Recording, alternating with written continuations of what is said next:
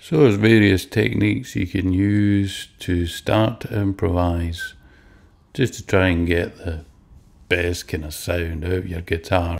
So the best place to start is just to decide on a scale that you're going to use, either the pentatonic scale or the blues scale. So the pentatonic scale, simple enough.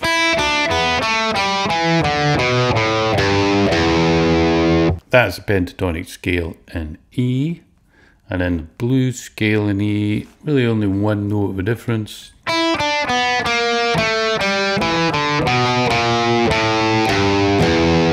So when I first started, I probably just tried to improvise quite a lot on the blues scale. Pentatonic is fine as well. You'll probably find that you're more in key with whatever you're trying to play with the pentatonic. The blues scale has got that blues note which can sometimes make it a bit out of key unless you really know what you're doing. So more than likely the pentatonic scale is a good place to start. So you can move the pentatonic scale around the neck quite simply just by using the same spacing. So you move it up to the 5th fret, move it up to the 12th fret, open position.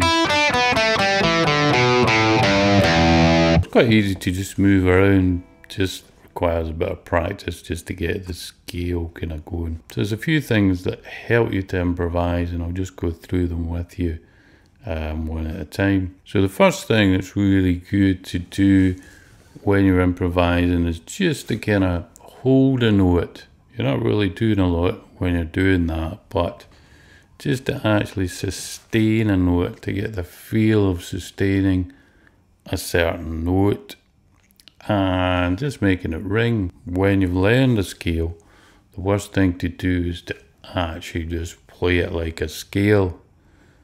Then it becomes a little bit too structured for improvisation. You can practice your scale quite straight, but when you're improvising, you want to be a bit more creative. So the first thing you can try is just sustaining a note. Now when I sustain a note, I'm adding in a bit of vibrato. This is vital to really try and sustain the note and to give it a little bit of emphasis and a kind of natural tone, a little bit of feel.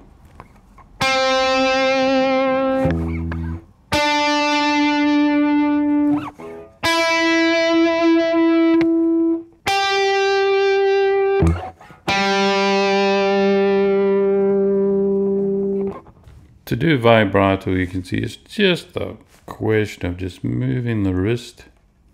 A little bit, you sort of shuttle the wrist just to get that sort of smooth motion. It's quite difficult at first, but you just have to keep going and just till you get the smoothness of it.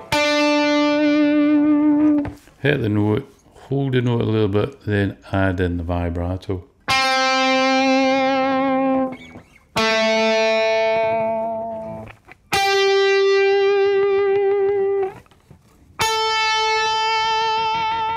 Then you're getting a natural sort of feel out of the note. It's the same as singing. People sing, they add that little vibrato, and at the end of the note it gives a bit of feel, gives a bit of substance to what you've played.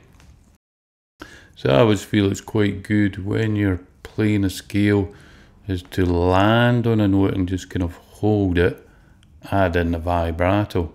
And that's really a good rule of thumb when you're using vibrato, is to actually think about when you should use it. And really the time to use it is when you stop in a note, you're holding a note just for a certain amount of time. You're sustaining the note. That's when you should really use vibrato. So if I do a little bit of a run and then I stop in the note, I'm going to add in the vibrato as a kind of finishing touch.